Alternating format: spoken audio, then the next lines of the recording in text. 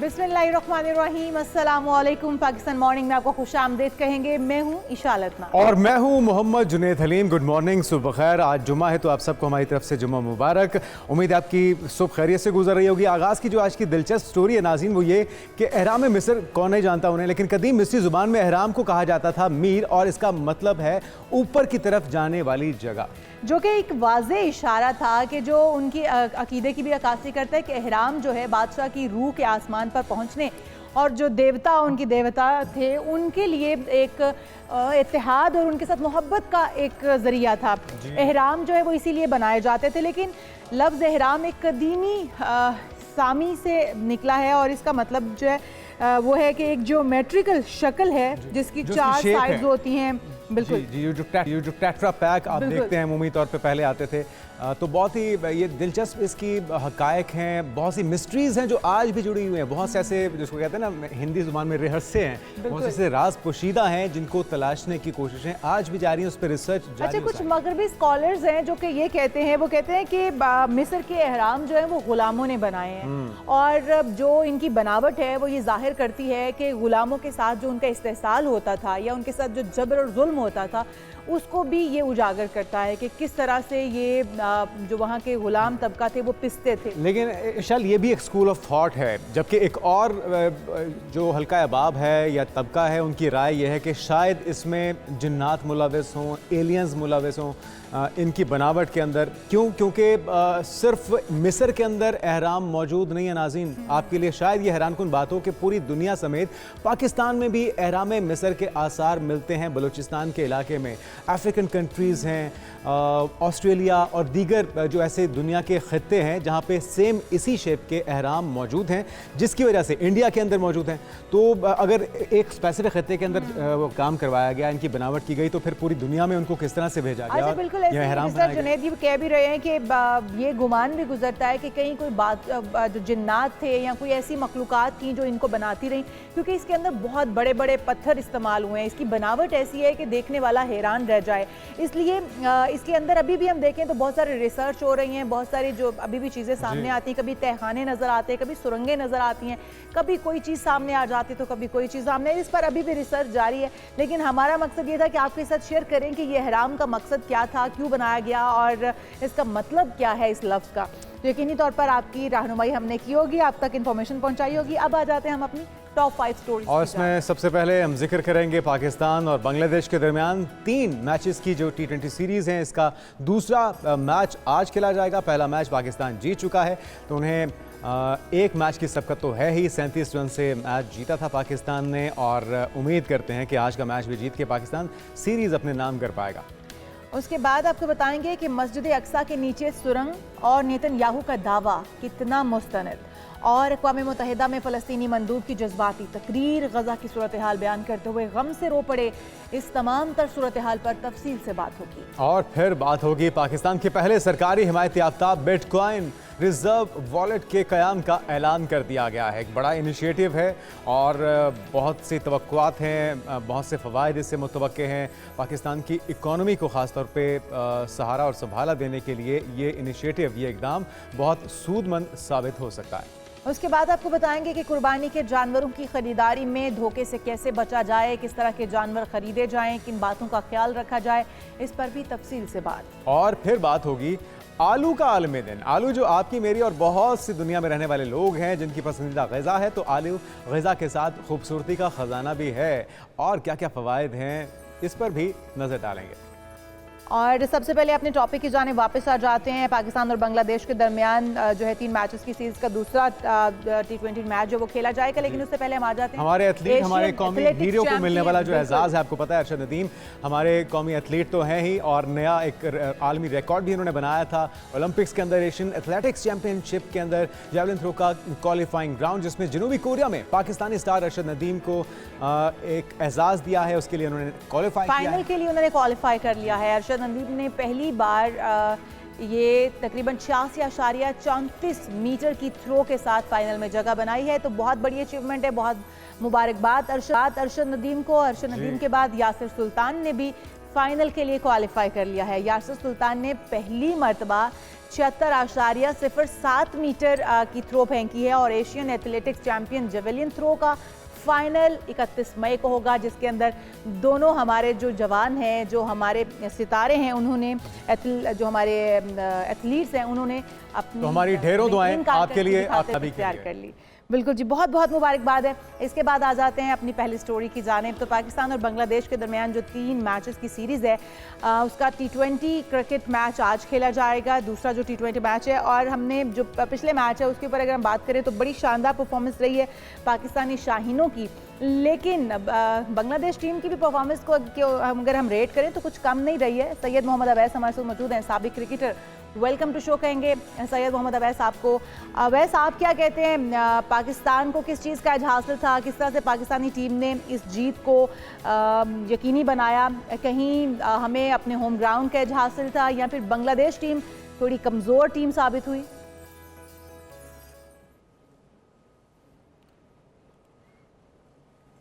मोहम्मद अवैस, आप हमें सुन पा रहे हैं? मोहम्मद अवैस से भी हम बात करने की कोशिश करेंगे। मैच जो है पाकिस्तानी वक्त के मुताबिक आज 8 बजे रात को कज़ाफ़ी स्टेडियम लाहौर में शुरू होगा। सैयद मोहम्मद अवैस हमें फिर से ज्वाइन कर चुके हैं। मोहम्मद अवैस, आप क्या कहते हैं, पाकिस्तानी टीम को की जीत को किस चीज़ का क्रेडिट देंगे? क्या होम ग्राउंड का एज हासिल था पाकिस्तानी टीम को? यहाँ पर परफॉर्मेंस बड़ी शानदार रही, यहाँ पर बांग्लादेश टीम की कारकर्दगी जो थी वो उतनी मुनासिब नहीं रही है, थोड़ी कमज़ोर टीम साबित हुई है पाकिस्तान के सामने? देखें, अगर आप दोनों टीम्स की बात करें तो कंपैरिजन अगर करूं, ऑब्वियसली पाकिस्तान को तो एक एज हासिल होता है, लेकिन अगर दोनों टीम्स को देखें तो इस वक्त दोनों टीम्स इसलिए प्रेशर में है। बांग्लादेश आपको पता है यूएई से शिकस्त खा के आ रहा है और वो बहुत देर तक उनको हॉन्ट करेगी। पाकिस्तान की अगर आप बात करें तो जो कॉम्बिनेशन की हम बात करते हैं कि पाकिस्तान इस वक्त 8वें नंबर पर मौजूद है T20 में, तो कहीं ना कहीं टॉप 6 के अंदर उनका भी दिमाग होगा कि ट्राई नेशन सीरीज अपना ये जो 3 T20 मैच है उसको जीत के हम अपना वापस जो है वो सुपर 6 के अंदर अपना वापस आ सके। तो ये था पाकिस्तान का, ये चीज जरूर दिखाई कि अगर आपके ओपन ठीक है, क्या, खास करके जो हम पेस अटैक की बात करते हैं, जो पेस आपको चाहिए मिडिल ऑर्डर के अंदर, जहां पर आप स्ट्राइक रेट को मेंटेन करके रखते हो तो वो मेंटेन करके रखा है। हसन की बात कर लें, आपको बहुत अच्छी फॉर्म में आपको नजर आ रहे हैं। शादाब खान ने बड़ी क्रूशियल इनिंग्स खेली। सलमान अली अगर कैप्टन में कहता हूं कि बहुत तगड़ी उन्होंने सेंसिबल इनिंग्स खेली है जब वो जिस पोजीशन पे खेल रहे थे, तो बड़ा अच्छा लगा कि ओवरऑल पाकिस्तान ने बिल्कुल आप सही कह रहे हैं कि हमारे प्लेयर्स का जी। मोराल भी अब था, क्योंकि PSL अभी खेल कर आए हैं और अच्छी परफॉर्मेंस दी, इसीलिए एक लंबे मार्जिन से हमने कामयाबी हासिल की। लेकिन फ़खर जमान की अगर थोड़ी सी बात कर लें, उन पर बड़ी तनकीद हो रही है। फुल फॉर्म में नजर आए PSL के अंदर, चौकों छक्कों की बरसात हमने देखी, लेकिन जैसे ही PSL ख़त्म हुआ उनकी फॉर्म भी चली गई। क्या ये महज इत्तेफाक था? तवक्को रखी जाए कि आज वो दोबारा से उसी फॉर्म में नजर आएंगे? देखिए, फखर जमान आपको पता है कि इम्पैक्ट प्लेयर है। जब भी वो खेलता है और आपको याद हो जब बड़े टूर्नामेंट्स की बात होती है तो एक ही बात हो रही होती है, ज्यादातर लोग करते हैं कि इसकी 1-2 इनिंग्स भी बड़ा मैटर करती हैं, और उस वक्त क्रूशियल इनिंग्स वो खेलता है जब बहुत ज्यादा जरूरत होती है। चाहे वो न्यूजीलैंड के खिलाफ आपको याद हो, इंडिया में आपने देखा होगा जो उन्होंने इनिंग्स खेली थी।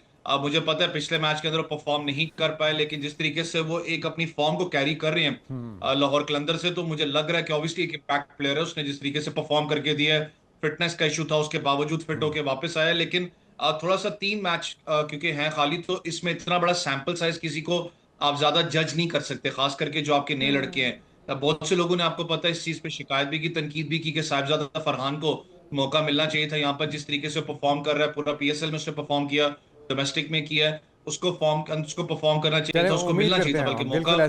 साइम अयूब को पता है वीक लिंक जी, साइम अयूब आपको पता थोड़ा सा वीक आपको नजर आ रहे हैं, जी क्योंकि साइम अयूब की परफॉर्मेंस की अगर आप बात करें तो एज सच को इंप्रेसिव PSL के अंदर भी नहीं रही। मुझे पता है कि वो थोड़ा सा इंजरी से वापस आ रहे हैं, तो एक क्वेश्चन आप जरूर देते हो, लेकिन फॉर्म उनकी इस वक्त लगी भी नहीं है। तो अगर आप लेफ्ट आर्म और लेफ्ट और राइट हैंड की कॉम्बिनेशन से अगर आप जाते हैं कि आप साहिबजादा और अगर आप फखर जमान के साथ ओपन करते हैं, तो शायद आपको डिफरेंट मोड ऑफ गेम नजर यहाँ पर है। लेकिन मैंने कहा ना, एक अच्छी बात थी कि एटलीस्ट पाकिस्तान क्रिकेट के अंदर आपको थोड़ा सा एक स्पार्क नजर आया कि अगर आपको ओपनर्स परफॉर्म नहीं कर रहे स्पार्क मोहम्मद अवैस, तो दूसरी तरफ अगर देखा जाए तो स्पार्क इस वजह से भी शायद था क्योंकि जो बातें हो रही हैं कि बांग्लादेश टीम के अंदर सीनियर्स प्लेयर्स जो हैं वो इस बार नहीं थे, बहुत सारे नए प्लेयर्स को मौका दिया गया जो कि ना तजुर्बाकार हैं। क्या ये बात दुरुस्त है कि उनकी ना तजुर्बाकारी का फायदा हमें हासिल हो रहा है? देखिए, आपको ऑब्वियसली एक एज तो होता है। आपको पता है, अगर पूरे स्क्वाड की बात करें तो लिंटन दास के अलावा एज सच कोई ऐसा प्लेयर नहीं था उसके अंदर जो आपके बहुत ज्यादा एक्सपीरियंस कैरी करता हो। जो सौम्या सरकार है या दूसरे प्लेयर्स हैं, वो तो अनफॉर्चुनेट थे नहीं इनके पास, तो वो कहीं ना कहीं अफेक्ट होता है। फिर मैंने कहा सबसे बड़ा जो उनकी बॉडी लैंग्वेज पे अफेक्ट है, वो यूएई से शिकस्त खा के वो यहाँ पर आ रहे हैं। यूएई ने उनको 2 T20 मैचेस में हराया, शिकस्त दी है प्रॉपर सीरीज के अंदर। तो वो बहुत बड़ा एक दाग होता है कि नॉन डेस्टिनेशन आपको शिकस्त दे दे, फिर वो साइकोलॉजिकल आपके ऊपर अफेक्ट भी होता है। लेकिन पाकिस्तान की अगर बात करूं, पाकिस्तान तो बड़ा तगड़ा हमेशा बांग्लादेश के खिलाफ रहा है, लेकिन वहां पर भी साइकोलॉजिकल प्रेशर है, क्योंकि आप इस वक्त 8वें नंबर पर मौजूद हो। आपने अपनी जी रैंकिंग को अच्छा करना, आपने टॉप 6 के अंदर वापस आना है, तो आपकी कोशिश होगी कि आप ये तीनों जो मैचेस हैं उसको जीत के आप बिल्कुल। एटलीस्ट एक व्हाइट और वॉश इसके की साथ तरफ साथ एक जाएंगे। साइकोलॉजिकल पाकिस्तान ने हमारे ऊपर और भी प्रेशर ये है कि पिछली बार चले फॉर्मेट डिफरेंट था, लेकिन टेस्ट के अंदर वो हमें हमें होम ग्राउंड पे हरा के भी गए थे। खैर, अगर शायकीन की बात की जाए तो वो तगड़ा मैच, कांटे का मैच देखना चाहते हैं। पिछला मैच अगर हम बात करें तो बिल्कुल वन साइडेड रहा। इस बार बांग्लादेश क्या बेहतर तैयारी के साथ आएगा? आपकी उनके लिए क्या सजेशन है कि किन किन चीज़ों पर काम करना चाहिए अगर आज अच्छा मुकाबला हो? देखें, सब लोग तो चाहेंगे कि जिस तरीके से फाइनल्स था लाहौर कलंदर और क्वेटा का, तो वैसा ही मैच हो, क्योंकि आपको पता आखिरी टाइम तक सब लोग सीट पे ही बैठे हुए थे। पता नहीं लग रहा था क्या होगा क्या नहीं होगा। ऐसे जी कांटेदार मुकाबले बहुत कम आपको नजर आते हैं। लेकिन अगर बांग्लादेश की बात करें तो मैंने कहा ना कि वो थोड़ा सा कॉन्फिडेंस लेवल उनका शेक हुआ है। आपको वो जो कॉन्फिडेंस लेवल को बहाल करने के लिए जो टीम कॉम्बिनेशन होता है, जो आप एक कॉम्बिनेशन को बनाते हैं, उसके लिए मैचेस आपके पास बहुत कम है। पांच बिल्कुल टी सही। ट्वेंटी मैचेस की पहले आपको पता है सीरीज थी, तो एक डिफरेंट मोड ऑफ गेम आपकी हो जाती है। 3 T20 के अंदर आप ज्यादा चॉप्स एंड चेंजेस नहीं करते हो। बांग्लादेश इस वक्त मैं कह सकता हूँ कि रीबिल्डिंग फेज पे है वापस T20 के अंदर। तो उनके पास कुछ लड़के बाहर बैठे हुए हैं, खास करके जो उनका बॉलिंग यूनिट है वो आपको ज्यादा वीक नजर आता है। यूएई के खिलाफ भी मैच के अंदर उनके बॉलिंग यूनिट ने ज्यादा अंडर परफॉर्म किया था। मुझे पता है एक मैच के अंदर बैटिंग में अंडर परफॉर्म किया, लेकिन बॉलर्स आपको पता है हमेशा टूर्नामेंट्स आपको जितवा के देते हैं, बड़े मैचेस बॉलर्स आपको जितवा के देते हैं। तो वो दुरुस्त। हम करें तो वो भी एक प्रेशर उनके ऊपर बिल्डअप हो रहा है। लेकिन पाकिस्तान की अगर आप बात करें तो थोड़ा सा आज के मैच में मैंने कहा ना कि इतने ज्यादा सैंपल साइज नहीं है कि 3 मैचेस में आप किसी को जस्टिफाई नहीं कर सकते। लेकिन हमारी, मुझे पता है एक चीज तो हमारे देन में चल रही होगी कि हमने 3 मैचेस जीतने हैं। जैसे मैंने कहा कि हम एटलीस्ट ऊपर पोजीशंस के अंदर आए। लेकिन वहां पर जब कॉम्बिनेशन की आप बात करते हो तो कोशिश भी होगी कि साहिबजादा फरहान अगर बाहर बैठे हैं, कोई और अपना बेंच लाइनअप पे प्लेयर बैठा हुआ है, उसको मौका दिया जाए यहाँ पर। क्योंकि एक अच्छी बात है कि आपके हसन नवाज की बात कर लें, वो परफॉर्म कर रहे हैं। हसन अली बहुत अरसे के बाद है उसने परफॉर्म किया। तो जो बेंच लाइनअप पे बैठा होता है, जैसे सपोज नसीम शाह है, वो जी प्रेशर उसके ऊपर भी आता है कि यार वो परफॉर्म तो कर रहा है, किस कल को खिलाड़ी वो की मेरी जगह जगह लेने के पे लिए आप बैठा हुआ है, समझते उसके हैं कि अंदर जो कुछ नहीं। हमारी बेंच स्ट्रेंथ है उनको आजमाना चाहिए? किन प्लेयर्स को साइड पे करके किन प्लेयर्स की जगह पे उन्हें खिलाना चाहिए? देखिए, एक तो अच्छी बात है, आपको पता है साइड पे तो नहीं मैं कह सकता कि आपने एटलीस्ट राइट टाइम पे शाहीन है, चाहे बाबर है, चाहे रिजवान है, उनको आपने रेस्ट दिया है। लेकिन हमारा थोड़ा सा एक मसला होता है, कम्युनिकेशन जो एक गैप है वो बहुत बड़ा है पाकिस्तान क्रिकेट के अंदर। जब आपके सीनियर प्लेयर्स होते हैं, जब उनको आप साइड लाइन करते हो या आप उनको रेस्ट देते हो या उनको एक एक क्लियर कम्युनिकेट कर देते हो कि यार आप हमारे T20 प्लान्स में नहीं है। मैं बाबर और रिजवान की चले स्पेसिफिकली बात करता हूँ, जी क्योंकि आजकल वही ज्यादा आपको पता टॉपिक है। आप हमारे T20 प्लान्स में नहीं, आप व्हाइट बॉल और टेस्ट क्रिकेट के प्लान में है। मैंने फिर कहा कि कम्युनिकेशन आपकी क्लियर होनी चाहिए। हमारा कहीं ना कहीं मसला ये होता है कि हम लोग बहुत बुरे तरीके से हम अपने या तो सीनियर्स या हमारे जैसे साइम अयूब है फॉर एग्जांपल, बहुत अरसे से आप उसको कैरी ऑन कर रहे हो, अगर आपके पास कोई रिप्लेसमेंट आती है तो आप बहुत जल्दी डिस्कार्ड कर देते हो पुराने प्लेयर को। आपको उसको कहीं ना कहीं बैकअप प्लान में रखना होता है। दुरुस्त। ये आज भी बात आपको आपकी बिल्कुल ठीक पता है, है लोग कहते अवैस। हैं। ये टीम मैनेजमेंट को इस बारे में सोचना चाहिए, बेहतर स्ट्रेटजी तरतीब देनी चाहिए। लेकिन जो माहिरीन है उनकी राय ये भी है कि हमें इस कॉम्बिनेशन के अंदर एक अच्छे और मौसर पेसर की भी ज़रूरत है, उसका इजाफा होना ज़रूरी है। आप इससे एग्री करेंगे? देखिए, टेयर अवे क्विक जो एक अल्फाज है वो आपको पता है बड़ा इंपॉर्टेंट कैटेगरी रोल प्ले करता है। मुझे अगर बात करूं हारिस रऊफ की बात करूं, तो एक बात होती है कि वो ऑटोमेटिक सिलेक्शन है। देखिए, ऑटोमेटिक सिलेक्शन तो T20 में या किसी भी क्रिकेट के अंदर होती नहीं है जब तक आप उस जगह को अर्न ना करें। आपने परफॉर्म करना है तो आपने उस जगह पे आना है। मेरी हमेशा से एक साइकोलॉजिकल चीज रही है कि जब तक आपकी बेंच लाइनअप स्ट्रांग नहीं होगी तब तक आपकी प्लेइंग 11 स्ट्रांग नहीं होगी। क्योंकि बेंच प्लेइंग 11 को दिमाग में फिर ये बात खटकती है कि यार मेरे पीछे 2 बैकअप प्लेयर्स बैठे हैं, तगड़े हैं, मेरी जगह लेने के लिए मुझे परफॉर्म करना है। हारिस रऊफ की आप बात करें, मैं पेस बैटरी की बात कर रहा हूं, तो कहीं ना कहीं उनका बहुत ज्यादा डिप आया है। चाहे वो पीएसएल के जी अंदर आप देख लें, चाहे अभी कल के मैच में आप देखें, बांग्लादेश में कोई हैज सच परफॉर्मेंस जी उनकी ऑफ थी नहीं। कलर दिखाई वो दिए, उस सही कह किस्म रहा के हैं। बॉलर हैं जो कि मार खाते हुए विकेट्स लेंगे। तो कहीं ना कहीं जो पेस फैक्टर बड़ा इंपॉर्टेंट होता है। लेकिन पाकिस्तान को मैंने कहा ना, अब T20 के अंदर पेस के बजाय ज्यादा वेरिएशंस आ गई कि आप दिमाग दिमागी खेल आप खेलते हो बैट्समैन के साथ, उस पर थोड़ा सा कहीं ना कहीं हारिस रऊफ को अभी भी मैं कहता हूँ काम करने की बहुत ज्यादा जरूरत है। बिल्कुल सही। थैंक यू सो चलिए, मच। उम्मीद हमारे करते हैं साथ एक सैयद मोहम्मद बेहतरीन अवैस स्ट्रेटेजी मौजूद के थे। साथ हमारी टीम मेरेगी और अच्छी परफॉर्मेंस देगी। बहुत शुक्रिया। सैयद मोहम्मद अवैस साबिक क्रिकेटर हमारे साथ मौजूद थे। और आगे बढ़ते हैं और कुछ मुबारकबाद देना चाहेंगे हम वज़ीर आला पंजाब मरियम नवाज साहिबा, पाकिस्तान की सीएम, जिनके बेटे अब रिश्ता इज़्दवाज में दोबारा से बनने जा रहे हैं। जुनैद सफदर, जी हाँ। उनका एक बार फिर से रिश्ता तय हो गया है और उम्मीद है कि बहुत जल्द वो शादी के बंधन में बंध जाएंगे। जी हाँ, हमारी ढेरों दुआएं हैं उनके लिए और उनके कामयाब नए सफ़र के लिए। यकीनी तौर पे एक अहम संग मील होता है। बरतानिया से तालीम हासिल की और मुकम्मल करने के बाद जुनैद सफदर लाहौर में ही मुकीम है और हम उम्मीद करते हैं कि पिछले तजुर्बात जो तल्ख तजुर्बात थे उससे ये सफ़र बेहतर भी हो और कामयाबी के साथ आगे भी बढ़ सके। हम बहुत सारी मुबारकबाद देना चाहेंगे और यहाँ पर एक ब्रेक शामिल करेंगे। आप कहीं मत जाएगा, दीगर हम इशूज़ अभी बाकी हैं। Stay with us.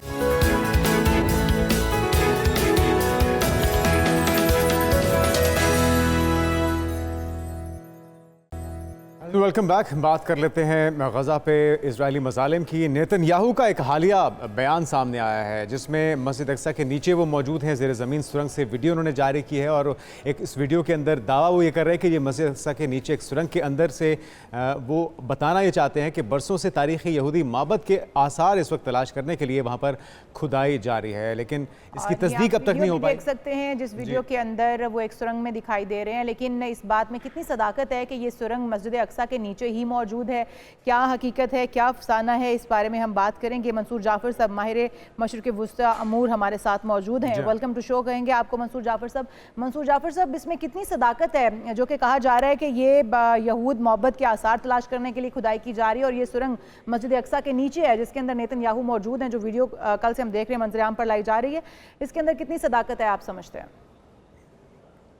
देखिए जी, इस नौइयत की जो कोशिशें हैं ये माजी में भी मुख्तलिफ हुकूमतें और मुख्तलिफ इसी नौइयत के इंतहा पसंद इसराइली हुकाम जो हैं और उनके मजहबी पेशवा करते रहे हैं। इसमें कोई शक नहीं कि वहाँ के जो इंतहा पसंद यहूदी हैं, जिनका ना तो कोई उनकी तारीख़ी किताब तौरात से ताल्लुक़ है और ना ही हकीकी मानों में यहूदी मज़हब के साथ, वो सिर्फ़ और सिर्फ एक फ़साद फिल अर्द की एक ऐसी अलामत है इस दुनिया के अंदर कि जिनका मकसद सिर्फ बर्बादी है।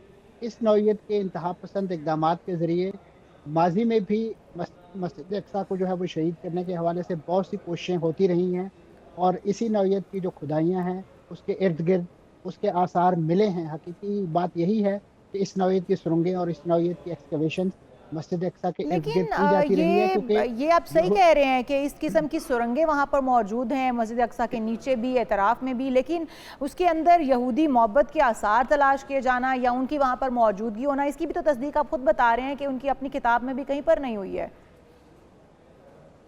ये मैंने अर्ज़ किया कि सिर्फ और सिर्फ एक ऐसा कट्टर इंतहा पसंद, एक जिसे कहना चाहिए उनका यहूदियत से कम ताल्लुक़ है, वो जो एक सियासी नज़रिया है सहीयूनियत, उससे ताल्लुक़ उनका ज़्यादा है। वो इसी नज़रिए के पेश नज़र हर जायज़ और नाजायज़ इक़दाम जो है उसको कर गुजरने के लिए जो है आपको आमादा और तैयार नज़र आते हैं। जी। गज़ा की जंग हो, माजी में लड़ी जाने वाली जितनी भी जंगें हों, और उसके साथ देखिए ये बड़ा एक कंसाइड किया है एक अहम इवेंट के साथ, ये जो डेवलपमेंट जो ख़ासतौर पर वीडियो रिलीज़ की गई है।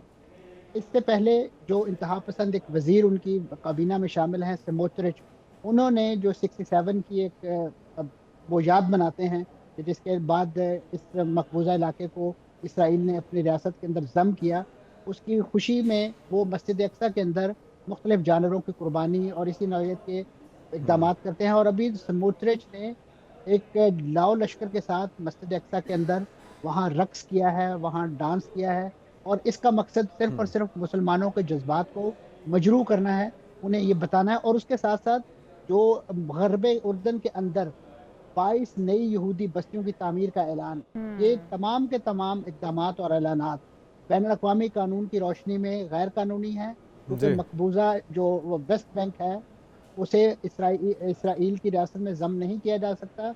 वो एक मकबूजा इलाका है, क्योंकि किसी भी कब्जे के नतीजे में इसी इलाके को बिल्कुल ऐसे। अच्छा जा नहीं मंसूर साहब, सकते। ये इस और टाइमिंग को आप किस तरह से देखेंगे? नेतन्याहू की एक बुखलाहट और फ्रस्ट्रेशन हमें नजर आ रही है। इस तरह के इकदाम को वो जस्टिफाई करने की कोशिश तो कर रहे हैं, अपने यहूदियत के पैरोकारों को जस्टिफाई करने की कोशिश तो वो कर रहे हैं, लेकिन जो उनकी हिमायत थी वो मुकम्मल तौर पर खो चुके हैं मगरबी दुनिया से। उनका सबसे बड़ा इत्तेहादी अमरीका के सदर डोनाल्ड ट्रंप अब उनके इकदाम की हिमायत नहीं कर रहे, बल्कि उसके बरखिलाफ ईरान के साथ भी सेटलमेंट की बात हो रही है, मुज़ाकरात की कामयाबी के कभी इम्कानात पैदा हो चुके हैं। तो आपको लगता है कि ये जो एक के बाद एक नाकामी है और तन्हाई का शिकार होना है, नेतन्याहू को मज़ीद कुछ बेवकूफ़ाना और जारहियत पर मबनी इक़दाम पर उकसा सकता है या मजबूर कर सकते हैं? देखिए, नेतन्याहू को कोई भी हमाकत कमिट करने के लिए किसी किस्म की जवाब की ज़रूरत नहीं है। माजी में भी वही करते आए हैं। अभी ये जो हालिया उनके इकदाम हैं, ये बुनियादी तौर पे उनकी इंतहाई फ्रस्ट्रेशन की निशानदेही करते हैं, क्योंकि इस वक्त उन्हें दाखिली तौर पे जितनी बुरी तरीके से सियासी ज़िक पहुंची है, उनकी जितनी अपोजिशन है, जितने उनके आर्मी चीफ हैं, उनके इंटरनल सिक्योरिटी के शाबाक के इदारे के सरबराह समेत तमाम के तमाम उनके खिलाफ जो है इस वक्त सुल्तानी गवाह बनने के लिए तैयार हैं। और वो गजा की इस जंग का मलबा जो है वो इसराइल के किसी भी तरह डिप्लोमेटिक पलड़े में डालने के लिए तैयार नहीं है। और उसके साथ साथ जो उनके सरपरस्त आला अमेरिका है, उनके जो बदलते हुए तेवर हैं, खासतौर पे जब से उन्होंने मशरक़ वस्ता का दौरा किया है, सऊदी अरब का, कतर का और इमारात का, और वहाँ पे उनकी जो गोशुमाली हुई है, यही वजह है कि उन्होंने अपना वो जो देरीना मुतालबा है इसराइल को तस्लीम करने के हवाले से, वो जेर लब भी वो उस पर गोया नहीं हो सके, क्योंकि उन्हें पता था कि इस वक्त ये जो सूरत हाल हमने गजा के अंदर बपा कर रखी है अमरीकी असले और यूरोपीय हमायत के साथ, यही वो मुनाफिकाना रवैया है जिससे पूरी दुनिया डर रही है, जिसमें इस वक्त मुस्लिम उम्मा डर रही है, क्योंकि डोनाल्ड ट्रंप साहब ना खुलकर सामने आते हैं और ना ही वो छुपकर वार करना छोड़ते हैं, ना ही छुपकर हिमायत इजराइल की करना छोड़ते हैं। यकीनी तौर पर ये सूरत हाल तो ज़्यादा तशवीशनाक है। अगर हम बात कर लें अक़वाम मुत्तहिदा में जो फ़लस्तीनी मंदूब की जज्बाती तकरीर थी, यकीनी तौर पर रुला दिया उस तकरीर ने। रियाज मंसूर की जज्बाती तकरीर इस वक्त सोशल मीडिया पर बड़ी वायरल हो रही है और यकीनी तौर पर हर मुसलमान दिल रखता है, मुसलमान है या नहीं, हर दिल जो है वो इस वक्त रो रहा है। जो उनकी दुहाइयाँ हैं इसके अंदर, जिस तरह से उन्होंने इसके अंदर गुफ्तगू की है कि हज़ारों बच्चे जो हैं उनकी शहादतें हो चुकी हैं और माओं का गम वो नहीं बता सकते, जहाँ पर बच्चों के ढांचे हैं जिस्म के, और माएँ उनको गोद में लेकर प्यार कर रही हैं और अपने बच्चों को यकीन दिला रही हैं कि आने वाला कल अच्छा होगा, और वो उनसे माफ़ी मांग रही हैं कि माजरत बच्चे मैं तुम्हारे लिए कुछ बेहतर नहीं कर पाई हैं, तुम्हें खाना नहीं फराहम कर पा रही हूँ। ये वो जज्बात हैं यकीनी तौर पर जो हर इंसान के अंदर मौजूद है, मोहब्बत का एलिमेंट, इंसानियत का एलिमेंट। इस वक्त जिस तरह के हम देख रहे हैं फ़लस्तीनी बच्चों की भी दुहाइयाँ सामने आ रही हैं कि हमें खुराक पहुँचाई जाए, यकीनी तौर पर एक बड़ा अलमिया जन्म ले चुका है। इसके ऊपर आप समझते हैं कुछ संजीदा इकदामात होने जा रहे हैं? क्योंकि अभी तक तो जो तकसीम है, जो वहाँ पर इमदाद पहुँचाई जा रही है, उसकी भी मुनसिफाना तकसीम नहीं हो रही है, जानवरों की तरह वहाँ पर इमदाद पहुँचाई जा रही है। ये जिन साहब का आपने जिक्र किया कि उनकी बड़ी दर्दनाक और रुला देने वाली जो तकरीर है वो फ़लस्तीनी अथॉरिटी के नुमाइंदे के तौर पे उन्होंने की है, तो उन रियाज मंसूर साहब को पूछना चाहिए ना उस फ़लस्तीनी सदर से, जिसे महमूद अब्बास कहते हैं, कि उन्होंने इस गज़ा को जो रुकवाने के लिए, गज़ा की जंग को रुकवाने के लिए आज तक क्या इकदाम किए हैं। कितनी बार वो गज़ा के बॉर्डर तक तशरीफ़ लाए हैं इस जंग को रुकवाने के लिए। इस नौइयत की जो सिफारती ढकोसलाबाजी है, ये माजी में भी की जाती रही है। इसी नौइयत की चीज़ें जो है इस वक्त भी फ़लस्तीनी नेशनल अथॉरिटी जो है वो इसराइल के साथ सिक्योरिटी कोऑपरेशन में है, और वो गरब उर्दन के अंदर जिस नौइयत की मज़ाहमती कार्रवाइयों को कुचलने के लिए इक़दाम कर रहे हैं, यही वजह है कि इसराइल को आज ये जुर्रत हुई है कि इस जंग के अंदर भी 22 नई यहूदी बस्तियाँ उस गरब उर्दन के अंदर बसाने जा रहे हैं कि जहाँ पे यही फ़लस्तीनी अथॉरिटी जो है वो हुक्मरान है। ये वहाँ पे वो नहीं रुकवा सकते, तो ये गजा की जंग। अच्छा मंसूर साहब, ये जो आपकी स्टेटमेंट है ये बड़ी इंपॉर्टेंट है। आपकी राय ये है कि संजीदा नहीं है फ़लस्तीनी हुकाम भी, या उनकी जो कोशिशें हैं वो गैर मौसर हैं इस जंग को रुकवाने के लिए? ये बिल्कुल ऐसे ही है, क्योंकि अगर इनकी कोशिशें मौसर होती, क्योंकि इस वक्त ये गजा के अंदर जो मज़ाहमत का प्रोजेक्ट है उसको अपना सियासी हरीफ समझते हैं, उसे फ़लस्तीनी फरीक नहीं समझते, ना फ़लस्तीनी अवाम समझते हैं। अगर ये फ़लस्तीनी फरीक और फ़लस्तीनी अवाम उन्हें समझते हों तो इनका रवैया डिफरेंट हो। दुनिया भर में अरब कैपिटल्स के अंदर, यूरोपीय कैपिटल्स के अंदर, अमरीकी जामियात के अंदर, बरतानिया की जामियात के अंदर जो कुछ हो रहा है, आया यही फ़लस्तीनी अथॉरिटी जो है, ये क्या बेरज़ेत यूनिवर्सिटी ग़र्ब उर्दन में इस नौईद का मुज़ाहरा ग़ज़ा के हक़ में होने देगी? नहीं होने देते हैं ये लोग। और इसी तरीके से दुनिया भर के अंदर जितने फ़लस्तीनी सफ़ारतखाने हैं, बशमूल पाकिस्तानी जी। सफ़ारतखाने के, कितने हैं कि जिन्होंने इस नौईयत के जो पब्लिक मुज़ाहरे हैं, उनमें शिरकत करके पाकिस्तानी अवाम के साथ ये इज़हार यकजहती किया हो, क्योंकि ये सिर्फ़ और सिर्फ़ एक पॉलिटिकल एजेंडा लेकर चल रहे हैं और सिर्फ़ और सिर्फ़ जिसे ठीक कहना है, चाहिए ये कि ये बहुत अहम उस बात की वक़्त का आपने इंतज़ार जाते-जाते। कर रहे मंसूर हैं। जाफ़ी साहब, आपका बहुत शुक्रिया। और यकीनी तौर पे अगर जो आप बयान कर रहे हैं, तो ये और भी तशवीश की बात है कि अगर वो हुक्मरान जिनकी नाक के नीचे उनकी आवाम को काटा जा रहा है, बमों से उड़ाया जा रहा है, उनके परखच्चे उड़ाए जा रहे हैं, नस्ल कुशी की जा रही है, अगर वो संजीदा कोशिशें नहीं करेंगे तो फिर कौन पुरसाने हाल होगा फ़लस्तीन के बहन भाइयों का, आवाम का? बिल्कुल जी, बहुत शुक्रिया मंसूर जाफ़र साहब हमारे साथ मौजूद थे। यहाँ पर एक ब्रेक शामिल करते हैं, आप कहीं मत जाएगा, दीगर हमेशा भी बाकी हैं, स्टे विद अस।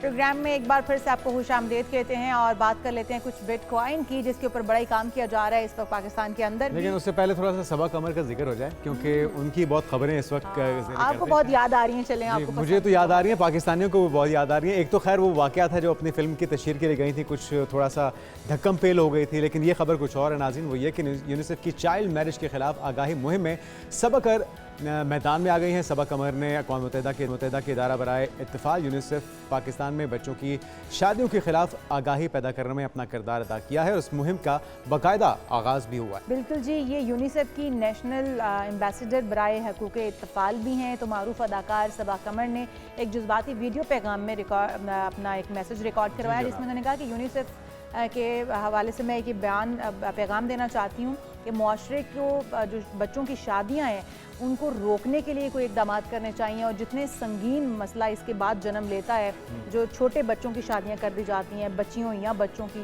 तो उसके बाद वो जिन कॉम्प्लिकेशन से गुजरते हैं, जो मसाइल पैदा होते हैं, उन बच्चों के लिए, उनके हकूक़ के लिए कुछ करने को तहफ़्फ़ुज़ फ्राहम करना होगा और बच्चों को बाइख्तियार बनाने और हमारा मज़हब इदारा जो है वो बहुत इस चीज़ की तलकीन करता है कि चाहे वो लड़का हो या लड़की हो, उसे अपनी ज़िंदगी का फ़ैसला करने के लिए, अपना लाइफ पार्टनर चुनने के लिए पूरा इख्तियार हासिल है। और यही बात की जा रही है, बच्चों के हकूक़ के तहफ़्फ़ुज़ और बच्चों को बाइख्तियार बनाने के लिए इदारे के अज़्म को उजागर किया गया है। जी बिल्कुल जी, अब आ जाते हैं हम अपने टॉपिक की जानिब, जिसमें कोई शक नहीं है कि पाकिस्तान ने अब बिटकॉइन के ऊपर काम करना शुरू कर दिया है और पाकिस्तान के अंदर बाकायदा तौर पर बिटकॉइन के जो रिजर्व्स हैं उनका ऐलान किया गया। हमारे साथ हमारे मेहमान मौजूद हैं, Mohammad Haroon, crypto adviser. Welcome to show कहेंगे आपको, आप इसे जानेंगे। बहुत बड़ा इनिशिएटिव है और यकीनी तौर पर पाकिस्तान के लिए एक बड़ा संग मील है। जिस तरह से बिलाल बिन साकिब भी बता रहे हैं कि डोनाल्ड ट्रंप का जो हालिया बयान है और फिर जिसके अंदर भारत और पाकिस्तान के दरमियान कशीदगी कम करने के बाद पाकिस्तान के अंदर क्रिप्टो अपना जो है उसको अपनाने के लिए अमरीकी सदर की खदमात को जो उन्होंने सराहा है, यकीनी तौर पर एक अच्छा इकदाम है।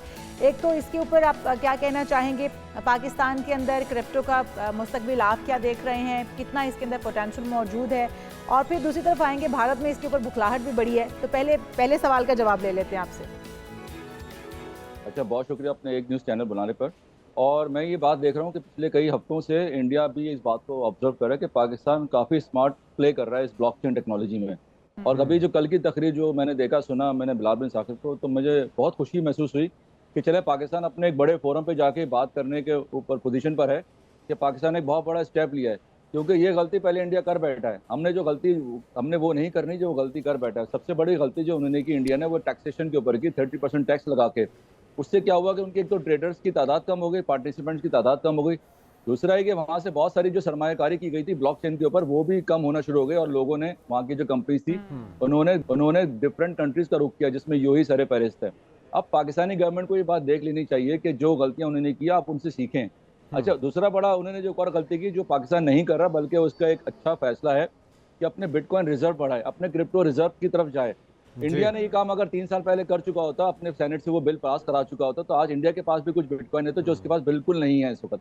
अगर पाकिस्तानी गवर्नमेंट ये फैसला कर चुकी है कि मैं वो 2000 मेगावाट बिजली की जो बात कर रहा हूँ, जिसमें वो डेटा सेंटर भी शामिल हैं, तो तकरीबन आप समझ लें कि 90% जो बिजली होगी 1800 मेगावाट, वो फिर भी बिटकॉइन माइनिंग फर्म्स को जाएंगी जी। उसके बदले जो पाकिस्तान को मिलेगा वो बिटकॉइन ही मिलना चाहिए। जो बिलाल बिन साकिब ने कल बात बोली है कि जो पाकिस्तान का अपना नेशनल वॉलेट होगा, उस नेशनल वॉलेट के अंदर पाकिस्तान उस बिटकॉइन को एज अ रिजर्व, यानी कि क्रिप्टो रिजर्व या बिटकॉइन रिजर्व जिसका नाम है, उसको एक लंबे अरसे के लिए लेके चलेगा। ना इसका ताल्लुक किसी हाइप से, ना इसका ताल्लुक किसी मैनिपुलेशन से, बल्कि वो इसको फॉर अ लॉन्ग टर्म बिल्कुल देखना ठीक चाह है। रहे ये हैं। बहुत ही इसलिए पॉजिटिव इनिशिएटिव है हारून साहब। और अगर हम बात कर रहे हैं भारत की बौखलाहट की, तो हमें मेरे ख्याल में उस पर तो फोकस या तवज्जो देनी ही नहीं चाहिए, क्योंकि हमारी हर बेहतरी के ऊपर उनकी बौखलाहट में दिन ब दिन इजाफा तो हो ही रहा है। लेकिन अगर हम अपने बात करें, जो बेहतरी के लिए इकदाम हैं या फैसले हैं, जहाँ बिन साकिब ने अमरीकी सदर का, अमरीकी हुकूमत का शुक्रिया अदा किया, क्योंकि उनके बेटे की एक नामी गिरामी फर्म भी पाकिस्तान आई है इसी मौके पे। क्रिप्टो के हवाले से उन्होंने एक इनिशिएटिव लिया, पाकिस्तान पे ट्रस्ट किया है, ये कितना खुशाइंद है। और जो पाकिस्तानी सरमायाकार हैं उनका इसमें कंट्रीब्यूशन कितना अहम हो सकता है, अगर वो इसके अंदर हिस्सा डालते हैं अपना। अच्छा देखिए, सवाल आपका बहुत अच्छा है, क्योंकि मैं ये देख रहा था कि जब ये पिछले 1 महीना पहले से ही ये बातें गर्दिश करना शुरू हो गई थी कि पाकिस्तानी जो जो अमेरिकन वफ्द है वो पाकिस्तान आना चाह रहा है। तो WLF जो इनकी कंपनी जिसकी आप बात कर रहे हैं, वर्ल्ड लिबर्टी फाइनेंशियल, ये तो आपको पता है वो ट्रम्प की फैमिली को ही वो उसको सपोर्ट करती है, उसकी बैक पर है। तो जब वो नुमाइंदे पाकिस्तान में आए और स्पेशली उन्होंने हमारे औरंगजेब साहब, हमारे जो है वो प्राइम मिनिस्टर से मिले, बल्कि जो बिलाल बिन साकिब जो CEO भी हैं इस पाकिस्तान क्रिप्टो काउंसिल के, जब उनसे मुलाकात की तो उन्होंने ये देखा कि पाकिस्तान में तो टैलेंट भी बहुत ज़्यादा है। पाकिस्तान में तो आपको पता है क्रिप्टो के जो यूजर्स हैं वो तकरीबन 2.5 करोड़ से ज़्यादा हैं। तो उनको तो ये बात बड़ी एक प्लस पॉइंट लगा कि अगर हम पाकिस्तान में सरमायाकारी करें, not in only in crypto currency but in the blockchain space, data centre की हम बात करें या AI की बात करें, तो they are going to spend $30 million. $30 million कोई छोटी मोटी रकम नहीं होती है, जहाँ पर आप अपने नौजवान तबके को सिखाएंगे, उनको तरबियत देंगे। क्योंकि ये बहुत बड़ा फुकदान पाकिस्तान में देखा गया है पिछले कई अरसे, क्योंकि ब्लॉकचेन में कोई डेवलपमेंट नहीं हुई अब तक पाकिस्तान से। ठीक है, क्रिप्टो करेंसी में लोग ट्रेड करते हैं, पैसे बनाते हैं, लेकिन अगर बात की जाए ब्लॉकचेन के हवाले से, जहाँ पर आपको पता है दुनिया भर में इस वक्त जो डिमांड है वो ब्लॉकचेन डेवलपर्स की ज़्यादा है। क्योंकि जो ब्लॉकचेन डेवलपर्स की जो आप समझ लें कि उसकी जो सैलरी है इसको तकरीबन कोई $10 से $12,000 पर मंथ जो है उसको दी जाती है। तो पाकिस्तान में अगर ये चीज़ें होना शुरू हो गई, ब्लॉकचेन कंपनीज आएंगी, यहाँ पे IT सेंटर्स के अंदर काम होना शुरू हो जाएगा, यहाँ पर स्मार्ट कॉन्ट्रैक्ट पे काम होगा, यहाँ पे तरबियत दी जाएगी। उस तरबियत के बदले जब यहाँ से आप सॉफ्टवेयर एक्सपोर्ट करेंगे, उससे भी अमेरिका की कंपनीज का पाकिस्तान के ऊपर एतमाद का इजहार करना और पाकिस्तान के साथ आके नए एक सफ़र का आगाज़ करना यकीनी तौर पर पाकिस्तानियों के लिए और पाकिस्तान के लिए बहुत ही खुशाइन साबित होगा। और फिर जो डोनाल्ड ट्रंप के आपके बयानात हैं हालिया कशीदगी को ख़त्म करने के बाद कि पाकिस्तान के साथ तिजारत की जाए, पाकिस्तान की प्रोडक्ट्स बहुत अच्छी हैं, इस तरह के बयानात भी बहुत इसके अंदर सूदमंद साबित होंगे। लेकिन अगर हम भारत के तज्ज़ियाकार जो हैं उनके तज्ज़िये सुने तो वो ये कहते हैं कि अब डोनाल्ड ट्रंप के साथ, अमरीका के साथ पाकिस्तान के ताल्लुकात मज़ीद बेहतरी की तरफ जा रहे हैं, और जो अभी बिटकॉइन को लेकर इक़दामात किए जा रहे हैं वो मज़ीद इनके ताल्लुकात को वुसअत दे रहे हैं, जिसके ऊपर वो घबराहट का शिकार हैं। तो भारत को, वैसे तो भारत इकोनॉमी में हमारे से बहुत बड़ा मुल्क है और हम देखते हैं कि हर फैसला, हर कदम जो है वो भारत का पहले भारत की जानिब से उठाया जाता है, लेकिन इसमें भारत कहीं पीछे रह गया है। और जो अब उनकी भौखलाहट है वो सिर्फ इसलिए नहीं है कि पाकिस्तान तरक्की कर रहा है, बल्कि अमेरिका के और पाकिस्तान की जो ताल्लुकात में बेहतरी है, जो सरमायाकारी होने जा रही है, जो तिजारती ताल्लुकात बढ़ाए जा रहे हैं, इस हवाले से भी घबराहट है। जी बिल्कुल, आपने सही कहा। मैं ये तो कह रहा हूँ कि जब से ये आप अगर सर्च करें इंटरनेट पे, अगर गूगल पे, तो बहुत सारी ऐसी वीडियोस में कहा जा रहा है बाकायदा उनके इंडियन सेनेटर की तरफ से कि why Pakistan is playing very smart role in blockchain space और why Trump is supporting Pakistan. ये दो बड़े जुमले ना बड़ी अहमियत के आमिल है, इसको समझने की कोशिश करें। ठीक है, हमारा उनसे एक जंग रही हमेशा से और रहती रहेगी, लेकिन बात सारी ये कि अब टेक्नोलॉजी की वॉर शुरू हो गई है। आपको पता है कि अब वो ये बात मिस करने जा रहे हैं कि 3 साल तक हमने अपने कोई बिटकॉइन रिजर्व नहीं बनाया। ये काम तो वो भी कर सकते थे, इतना कोई बड़ा चैलेंज नहीं किसी कंट्री के लिए। बात सारी है कि पाकिस्तानी गवर्नमेंट ने जो स्टेप लिया है, ये बहुत बड़ी एक पंच लाइन दी है हमारे अपने इस पूरे खत्ते में, इस पूरे साउथ एशिया में या एशिया में, कि पाकिस्तान अब जो है वो ब्लॉकचेन स्पेस के अंदर इतना काम करेगा कि यहाँ से टैलेंट नहीं जाएगा बाहर, बल्कि यहीं पर हम टैलेंट को फरोग देंगे, यहीं पर हम उसको डेवलपमेंट हम यहाँ पे लेकर आएंगे। और दूसरा ये कि जो क्रिप्टो रिजर्व की मैं बात करूँ, आने वाले दिनों में देखा जा रहा है या महीनों में, सालों में, कि पाकिस्तान जब अपने रिजर्व बनाएगा, यानी कि मिसाल के तौर पर पाकिस्तानी गवर्नमेंट जब ये 2000 मेगावाट जब बिजली प्रोवाइड करेगी, तो इसके बदले क्या मिलेगा। ये सवाल अभी मुझसे पूछा गया चैनल पे कि भाई आप बताएं कि 2000 मेगावाट का कहीं आप किन किन सेक्टर्स में आप जाके उसको एडजस्ट करें, and then you can calculate कि उसके बदले पाकिस्तानी गवर्नमेंट को क्या मिल रहा है। बहुत हो गया, हमने पैसे बना लिए, आवाम ने पैसे बना लिए, या लोगों के पास है। अब पाकिस्तानी गवर्नमेंट की हम सोचना चाहिए उसके प्लस पॉइंट के, पाकिस्तानी गवर्नमेंट के पास भी अपने कुछ फंड ज़्यादा से ज़्यादा हों ताकि पाकिस्तान तरक्की करे। पाकिस्तान की आवाम जब तरक्की करेगी ना, जब पाकिस्तान तरक्की करेगी, जब पैसा आएगा, तो हमारा भी ये सूरत हाल हो जाएगी अगले 5 से 10 साल में कि हम भी एक डेवलप्ड हम एक डेवलपमेंट के फेज से निकल बिल्कुल कर ठीक है। डेवलप कंट्री की तरफ हम जा रहे होंगे। अच्छा हारून साहब, तो उस ये हवाले से कितना मैं- ज़रूरी उस हवाले है से- कि आवाम को इससे रोशनास कराया जाए, प्रॉपर इसकी तालीम दी जाए, प्रॉपर इसकी ट्रेनिंग दी जाए, क्योंकि हमने माजी में भी इनिशिएटिव तो देखा है, केपी गवर्नमेंट ने अपने तौर पे लिया, एक इदारा बनाया, फिर उसको बंद भी कर दिया गया, तो एक ट्रस्ट इश्यूज़ भी हैं कि कितनी संजीदा इस बार गवर्नमेंट है, और उसके लिए फिर लोगों को ना सिर्फ उनका ट्रस्ट बिल्ड करना बल्कि एजुकेट करना और फिर इसमें सरमायाकारी के लिए मौके देना। देखिए, मैंने आपको पहले ही कहा था कि 2.5 करोड़ सार्फिन तो उसमें मौजूद हैं, ठीक है। जी। ऐसी सख्ती ना करें, ऐसी टैक्सेशन पॉलिसी ना लेकर आएं कि उससे वो मजीद कम हो जाएं, ठीक है ना, क्योंकि आप उनको एक शफाफ तरीके से लेके जा रहे हैं, ट्रांसपेरेंसी लाना चाह रहे हैं सिस्टम में, उनको अपने नेटवर्क का हिस्सा बना रहे हैं। आए दिन ये बात होती है कि जी इसमें एनोनिमिटी है, इसमें इतना एनोनिमस है। बात एनोनिमिटी की नहीं है, बात एनोनिमस की नहीं है, बात ये कि आप उसको सिस्टम में जितना लेकर आएंगे उतनी ज़्यादा आप उसको ट्रांसपेरेंट आप कर पाएंगे। जहाँ तक बात है आप इसकी सरमायाकारी की, बिल्कुल मैंने कहा ना कि पाकिस्तान में टैलेंट का फुकदान है, पाकिस्तान में सिर्फ डायरेक्शन का फुकदान है। अगर ये पैसा हम उसको सही तरीके से लगाएं, यहाँ पर हम ब्लॉकचेन डेवलपर्स पैदा करें, यहाँ पे हम वो बैठ के स्मार्ट कॉन्ट्रैक्ट्स पे काम करें, टोकनाइजेशन की बात हो रही है दुनिया भर में, एआई की बात हो रही है, एआई एजेंट की बात हो रही है, तो वो जो पैसा जब लगेगा वो हमारी नौजवान तबके पे लगेगा। हम उसको एजुकेशन सेक्टर में लेकर आएंगे ताकि आने वाले दिनों में, आने वाले महीने सालों में पाकिस्तान को आप एक उसकी आईटी इंडस्ट्री में एक उभरता हुआ देखेंगे। वैसे भी पाकिस्तान आईटी इंडस्ट्री में इतना कोई खातर का रोल प्ले नहीं कर पा रहा था, लेकिन अब चूंकि हालात ऐसे हैं। लेकिन जो ये बात बिलाल साहब कर रहे हैं कि पाकिस्तान की 23 साल जो औसतन उम्र है 40 मिलियन क्रिप्टो वॉलेट्स और दुनिया के बड़े फ्रीलांसर बाजारों में से एक मानी जा रही है, यकीनी तौर पर इस पर काम तो हो रहा है, जिस तरह आप भी कह रहे हैं कि इसके ऑलरेडी जो है वो काफ़ी सार्फिन इसके ऊपर काम कर रहे हैं। क्रिप्टो करेंसी के अंदर जो वॉलेट्स की अहमियत है, इसको थोड़ा सा अगर आप डेफिनेशन के साथ या डिफाइन कर रहे हैं हमारे व्यूअर्स के लिए, आसानी के लिए, थोड़ा सा अगर इसको बता दें आप तो। अच्छा, जिन वॉलेट का इन्होंने जिक्र किया 40 million wallet, these are called Web3 wallet. Web3 wallet वेब2 wallet से बहुत मुख्तलिफ है। वेब3 वॉलेट बेसिकली डिसेंट्रलाइज कहलाता है, जहाँ पर कस्टोडियन आप खुद होते हैं, यानी कि आप जब उसको डाउनलोड करते हैं किसी भी प्रोटोकॉल के तहत, आपके पास प्राइवेट कीज आ जाती हैं, यानी कि इसका एक रिकॉर्ड आपके पास आ जाता है, वो आपने संभाल के रखना होता है। इसका मतलब ये होता है कि आप इसके अंदर किसी भी थर्ड पार्टी को इन्वॉल्व नहीं करते, बल्कि आप खुद इसके जिम्मेदार होते हैं। तो ये बात बिल्कुल सही है कि यहाँ पे 40 मिलियन, अच्छा ये वॉलेट चाहे ना 5, 10, 15, 20, 100 जितने भी आप चाहें बना सकते हैं, लेकिन जिम्मेदारी फिर आपकी होती। तो वो बात करने का मकसद ये था उनका कि 40 मिलियन वॉलेट्स ऐसे नहीं आ गए, मतलब ये कि पाकिस्तानियों ने कोई अपना इंटरेस्ट शो किया है, उन्होंने इस चीज़ को समझने की कोशिश की है, और उन्होंने ये भी देखा कि पाकिस्तानी अवाम जो है इसमें भरपूर हिस्सा भी ले रही है। जब भी तो आप देखें ना 2.5 करोड़ सार्फिन, कहाँ पाकिस्तान स्टॉक एक्सचेंज के 4 लाख लोग और कहाँ ये 2.5 करोड़ के सार्फिन, जमीन आसमान का फर्क है। जबकि हमने कोई इनको सपोर्ट भी नहीं किया, गवर्नमेंट की तरफ से हमेशा से सैंक्शन की बात की गई, FIA का एक हमेशा खौफ रहा, डर है, लेकिन जब से गवर्नमेंट ये पॉलिसी लेकर आएगी पाकिस्तानी अवाम में थोड़ा सा जो है इत्मीनान भी नजर आना शुरू हो गया, क्योंकि मैं खुद एडवाइजर हूँ पिछले 2000 मतलब आप समझ लें 2017 से मैं काम कर रहा हूँ। अब पाकिस्तानी अवाम भी समझने लगी कि हाँ गवर्नमेंट का अपना खुद इसमें इंटरेस्ट है, और इंटरेस्ट होना चाहिए उसका बिटकॉइन रिजर्व की तरह। बहुत शुक्रिया। हमारे साथ मौजूद थे मोहम्मद हारून, क्रिप्टो एडवाइज़र। और यकीनी तौर पे जब हुकूमत ऐसे इनिशिएटिव लेती है तो आवाम का एतमाद बहाल होता है, उन्हें एजुकेट, उन्हें ट्रेनिंग देने की ज़रूरत है, और सीखते समझते हुए अगर आप इसमें इन्वेस्ट करेंगे तो यकीनी तौर पे इसमें फ़ायदा होगा। बिल्कुल जी। हम यहाँ पर एक ब्रेक शामिल करते हैं, जब ब्रेक से वापस आएंगे तो आपको बताएंगे कि क्योंकि ईद कुर्बान करीब है, और जानवर खरीदने के लिए अगर आप मवेशी मंडियों में जाते हैं तो किन बातों का आपको ख्याल रखना चाहिए कि आपके साथ धोखा ना हो जाए। एक ब्रेक के बाद स्टे विद अस।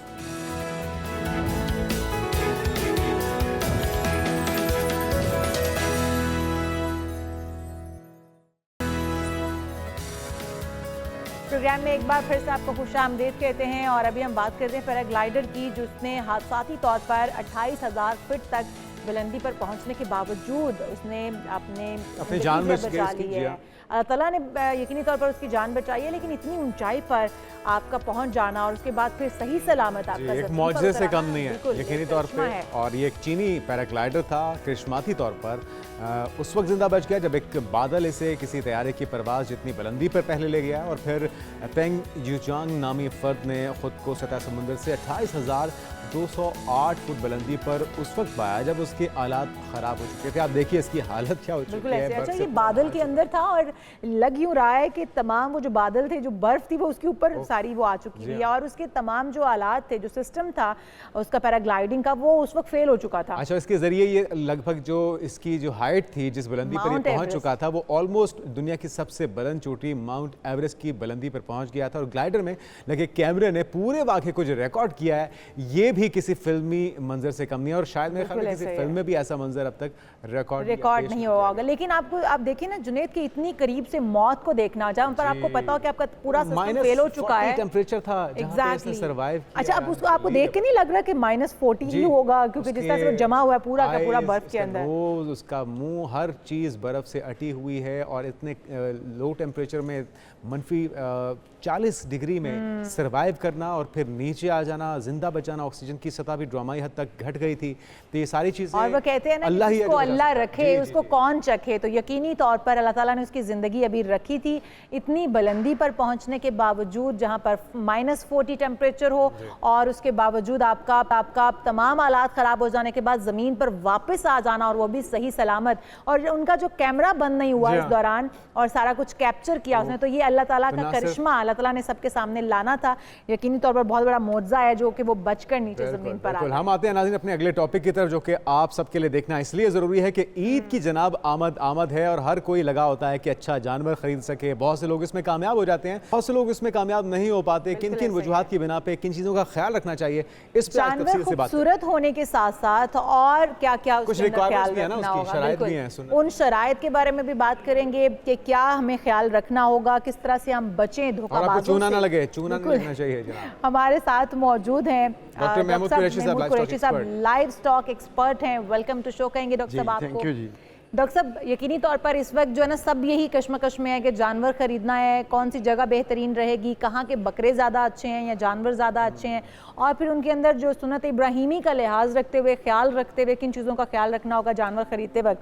तो हम लोग तो चूना भी लगवा बैठते हैं, पता ही नहीं और वैसे भी दिन में तो गर्मी बहुत है, बहुत से लोग सोचते हैं कि रात में ले लें, तो रात में कहीं धोखाधही के चांसेस ज़्यादा तो नहीं होते। सारी चीज़ों को ज़रा कवर कीजिएगा। तो आगाज़ मैं यहाँ से करूँगा कि महकमा लाइफ स्टॉक हुकूमत पंजाब में इस दफ़ा लाहौर में 6 कैटल मार्केट्स कायम की हैं, तो जहाँ से लोग अपने जानवर ख़रीद सकेंगे। जी जी।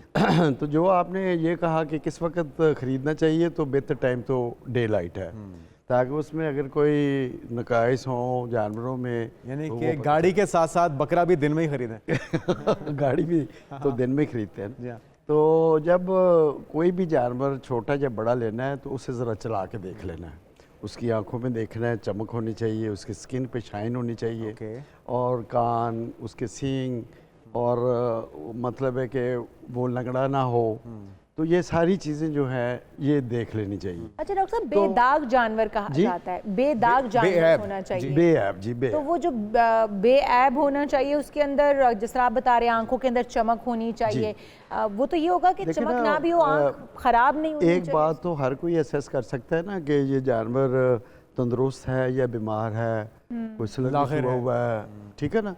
अच्छा, अब ज़्यादा ज़रूरी बात यह है कि जब ख़रीदना है तो अगर फ़ीमेल कोई जानवर ले रहे हैं कुर्बानी की गर्ज से, तो ये भी देखना है कि ये प्रेग्नेंट तो नहीं है। अच्छा, तो उसके लिए महकमा लाइफ स्टॉक ने अल्ट्रासाउंड मशीन्स का इंतज़ाम किया है। अच्छा, तो वो बिल्कुल फ्री है, और ये हर मंडी में है, हर मंडी में। अच्छा, एक बार आपने बताया 6 जगहों पे लगाया है लाहौर के अंदर, जो हुकूमती 6 मंडियां हैं वो कौन कौन सी, किन किन लोकेशंस में, जरा वो भी बताइएगा। लोकेशंस जो हैं वो मतलब पूरे लाहौर में फैली हुई हैं। ठीक है। तो एक तो शाहपुर कांजरा है, ठीक है, और ऐसे ही मनामा में भी है। मनामा में मैं कल प्रोग्राम करके आया हूँ उस पे ना, तो ऐसे ही रायविंड, ये शाहदरा, जी जी जी, तो ये सब जगह ना कुछ 6 जगह पॉइंट्स हैं। लेकिन मैं यहाँ जो डीसी साहब हैं या कमिश्नर साहब, उनके गोश गुजार करना चाहूँगा, चूँकि मैं कल खुद गया हूँ पीटीवी की तरफ से प्रोग्राम करने, तो मैं इसे नाकाफ़ी समझ रहा हूँ। अच्छा, इसलिए कि लाहौर बहुत बड़ा है, तो अब मतलब नज़दीक मार्केट होनी चाहिए लोगों के लिए। अगर 20-20 किलोमीटर दूर जाना पड़ेगा, वो कैरेज पड़ जाएगा, लोगों के लिए आसानी बिल्कुल। तो लिहाजा डीसी साहब ना, अभी भी टाइम है, इनको मंडियों की तादाद बढ़ा दे। अच्छा डॉक्टर साहब, एक और चीज़ भी है, हमने पिछली ईद पर भी डिस्कस की थी कि जब जानवर हम खरीदते हैं तो उस वक्त उनका वेट बहुत बढ़ाया गया होता है, पेट फूला हुआ होता है, लग रहा होता है कि बहुत सेहतमंद जानवर है, बहुत ही अच्छा, बहुत ज़्यादा पानी पिला के या ऐसी चीज़ें खिलाकर, बाद में आता है वो जानवर बीमार हो जाता है रात तक, और फिर उसके बाद वो मर भी जाता है। मैडम ऐसे है कि ये ना जो पानी पिला देते हैं उसमें मतलब है बेसन वाला पानी, तो वो एकदम से सारा पिला के ना तो वो सारा फूल जाता है, तो जानवर देखने में बड़ा मोटा ताज़ा लगता है। सुबह उसके पिंजरे निकले होते हैं, पसले नहीं, अब काम शुरू हुआ है ना अभी, तो अब आप घर ले गए, तो अब आपको तो पता कोई नहीं है, आपने जाके उसे चारा भी ऑफर कर दिया, ग्रीन पाउडर या और चीज़ दे दी, तो फिर उसे ना मोक लग जाती है, डायरिया। ओहो, अच्छा। तो वो 2-3 kg वज़न उसका नीचे गया। तो फिर इसके लिए मैं ये कहूँगा कि अगर आप देखें कि बहुत ही मोटा ताज़ा है तो उसे घर लेके जाके वहाँ उसे कम से कम 10-12 घंटे आपने खाना नहीं देना, कोई चारा नहीं, अच्छा, सिर्फ पानी दे दें। और इस तरह तो जानवर मरते हुए भी हमने देखे हैं जो इस तरह से जी जी उन्होंने वजन वो बढ़ाए हुए क्योंकि होते हैं, उफारा हो जाता है डायरिया उससे, में मर भी जी, जाते हैं। अरे मौसम बड़ा सख्त है हाँ सब, बहुत से लोग अभी क्योंकि चाहते हैं कि बच्चे उनके साथ खेल कूद लें, हाँ, लेकिन वो जानवर हो जाता है समटाइम बीमार। किन चीज़ों का एहतियात रखना है अगर कोई खरीद लेता है हफ्ता 10 दिन पहले, तो सायेदार जगह में हो, किस तरह का उनको खाने के लिए चारा बस दें? वो ये है कि चीज़ों का ये ख्याल जो पक्की जगह है इसके ऊपर नहीं बांधना चाहिए, अच्छा, ज़मीन के ऊपर, कच्ची जगह पे ये वहाँ कुछ भी होते हैं। फिर यहाँ से फिसलन होती है, उससे चोट लग सकती है। तो दूसरा ठंडी जगह, और इन्हें नहलाना भी चाहिए, गर्मी बहुत ज़्यादा है, तो पानी इन्हें ताज़ा वो उनके सामने वो देते रहें। जी ठीक है। और एक बार चला के भी तो देखना चाहिए डॉक्टर साहब कि वो चलने में ठीक है, कोई उसके जी वो तो स्टार्ट में मैंने बता दिया ना कि जब आप खरीद के अब घर ले, और ये जो धुंधा होना चाहिए इसका क्या है, क्या ये भी कोई शर्त है? देखें ये शरई बातें हैं, इसके लिए स्मेल ना आए उसके लिए क्या चीज़ चेक करनी चाहिए? 2 दांत का मतलब ये है कि इसकी उम्र 2 साल हो गई है। ठीक है। तो बकरा हो, छतरा हो या दुम्बा हो, तो ये इसकी सारी क्लासिफिकेशन जो है वो अलग अलग से है। तो ऐसे बड़े जानवर हैं या ऊँट कुछ लोग कर लेते हैं। एक बड़ी ज़रूरी बात है जो नाजरीन को मैं कहनी चाहता हूँ कि ये जो जानवर है ना, ये आते हैं देहातों से जी, तो शहरों में आके कोई ट्रैफिक, कोई हार्न, कोई ऐसे ना वो डर जाते हैं, तो बाज़ औक़ात बड़े बड़े हादसे हो जाते हैं। तो इसलिए ना मैं तो यही कहूँगा कि इन्हें चाहिए कि जो उसका ऑनर है, जिसने बेचा है, क्योंकि उसके साथ ही जानवर मनूस होता है, तो कोई तो क्या उसको भी साथ उन्हें को रिक्वेस्ट करके कि उन्हें साथ रख लें एक आध दिन के लिए, उन्हें पैसे दे दें। लेकिन जो बड़े बड़े नुकसान आते हैं, जानी नुकसान, ये तो नामुमकिनात में से अब अपना काम छोड़ के कहाँ भी डॉक्टर साहब आएंगे? अगर इतने नहीं दर्द दिल वाले हों तो फिर क्या ही बात है? तो अच्छा, मेरे पैनल वाले मेरी बात सुन के हंस रहे हैं कि उनको कैसे साथ ले आएंगे, लेकिन आपने भी वही बात की है कि उनको 1-2 दिन के लिए साथ रख लिया जाए। अच्छा, एक और मसला भी है ना, यहाँ पे तो 2 नंबरियां डॉक्टर साहब बहुत हैं। यहाँ पे तो पिछले साल भी हमने देखा है, इस बार भी, कि नकली एल्फी से लगाए हुए 2 दांत, और वो ताकि चौगे को या अंडर एज को वो धुंधा करके बेच देते हैं, और जब घर लाके पता करें तो ऐसे तो व्यापारियों की कोशिश होती है वो बेचें और वहाँ से गायब हो जाएं। जी तो ठीक है, तो वो कहाँ साथ रहे, वो कहाँ पे साथ आएंगे? उन्होंने तो पकड़े जाना। जुनैद साहब, बात ये है कि ये तो हर साल ही हम ऐसे लतीफ़े सुनते हैं जी कि जनाब दांत मुसलिम बना दिए या कुछ और सींग बना दिए। तो बारकफ ये है कि थोड़ी सी जांच पड़ताल कर लें। जो महकमा लाइफ स्टॉक है, साकब अतील साहब हैं इनके सेक्रेटरी जी, उन्होंने बहुत अच्छा इंतजाम किए हैं। तो अगर डॉक्टर्स की फैसिलिटी है तो फिर उनसे काम लेना चाहिए। ठीक है। तो दूसरी बात ये है कि जब आप जानवर घर पे ले आते हैं तो बच्चे, वो एक मेहमान आ जाता है ना घर में, तो बच्चों को बच्चे शौक भी बड़ा मिठाई खिला रहे हैं, एंटरटेनमेंट, चॉकलेट खिला रहे हैं, बिस्किट, ये इनकी ये ना करें, इनकी ग़िज़ा नहीं है। तो इनकी ग़िज़ा है सब्ज़ चारा, सब्ज़ चारा दें। अच्छा, अगर सब्ज़ चारा ना हो तो जिस तरह से वो दालें और चने बीच में मिक्स वाला एक चोकर टाइप मिलता है, वो भी बकरों के लिए घर में खिलाना ठीक है? उसके लिए ये है कि हमारी ज़बान में बोलते हैं टिम्पनी हो जाना, यानी गैस का भर जाना। अच्छा। उसे पहले पानी पिलाएं, बाद में चारा ऑफर कर दें। अच्छा, क्योंकि घरों पे जब हम डॉक्टर साहब हम जब घरों में लेकर आते हैं जानवर, तो क्योंकि एक्सपीरियंस नहीं होता, ईद के ईद ही घर में जानवर आना होता है और ईद के ईद ही देखना होता है उसको, तो जो संभालने का तरीक़ाकार है वो भी नहीं आता होता। तो उसके लिए जिस तरह से आप कह रहे हैं कि पहले पानी पिलाएं, उसके बाद ये चारा खिलाएं उनको, तो चारे की भी मिकदार दिन में कितनी बार हम खिला लें कि हम बीमार ही ना अपना जानवर कर बैठे? ग्रेन्स की बात करें तो वो आध पाव से 1 पाव, इससे ज्यादा नहीं। अच्छा, एक जानवर बकरे के लिए। तो जो है ग्रीन पाउडर, वो 1 पाव, आधे पाव से 1 पाव, तो बिल्कुल इतना सा चारा हो जाएगा, तो उसका पेट भर जाएगा। बड़ा ना वो। तो ज्यादा तो नहीं। कितनी देर के लिए? बाकी उसने ग्रीन पाउडर भी तो खाना है ना। अच्छा, ठीक है, खाली ग्रेन्स तो नहीं खाने। ठीक। अच्छा, कुर्बानी करते हुए डॉक्टर साहब किन चीज़ों का ख्याल रखना चाहिए? हाँ, ये बड़ा अहम सवाल है। देखें जी, आप जब नमाज ईद से फारिग होकर वापस आते हैं तो उसे पानी पिलाएं, उसे प्यार करें, और फिर जो कसाई का इंतखाब है वो बेहतर करें, मौसमी ना हो, जो शौकिया। हाँ।